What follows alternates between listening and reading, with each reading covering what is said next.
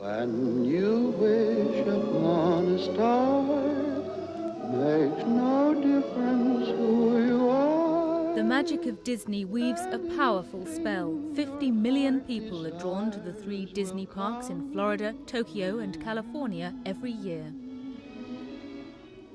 Now the enchantment has spread closer to home. Euro Disney near Paris is just 6 months away from opening. In a dazzling ceremony this weekend, Sleeping Beauty Castle, the 15-storey centrepiece of the theme park, was unveiled before 2,000 reporters, photographers and guests.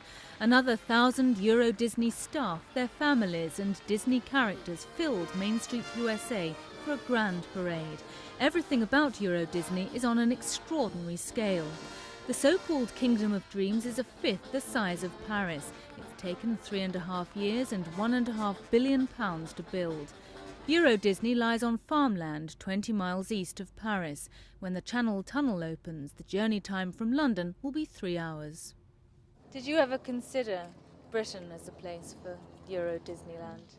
Yes, it was talked about to a certain extent, and I know the climate here in Paris is not great, but the climate in Britain was even maybe a little more difficult. So what did Paris have that we didn't? Well, basically, it's so central to all of Europe, and the ability to get here from anywhere in Europe is probably the best of anywhere. Construction looks far from complete. Cranes stand over the site. Scaffolding surrounds many attractions. Rides like Big Thunder Mountain are still being put together. Staff won't begin testing them until January. But Disney say building is well on target.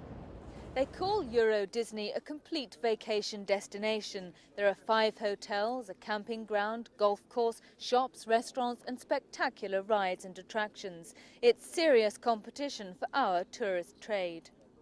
This park is like none we've ever built. It's got many, many things in it that we put in it to try to respond to what we think Europeans would enjoy the most and the environments they would most like to be in. Would you say that you're better than all other theme parks? In my opinion, absolutely. Euro Disney expect 11 million visitors in the first year alone. Alton Towers, Britain's most popular leisure park, had 2.7 million visitors in 1990. Chessington World of Adventures attracted 1.5 million and Thorpe Park in Chertsey 1 million. Leisure park bosses here are confident that their popularity won't drop.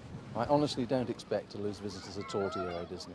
I think what Euro Disney will do, and it will benefit parks such as Thorpe Park and parks of a similar type, whereas it will raise the awareness that such places exist.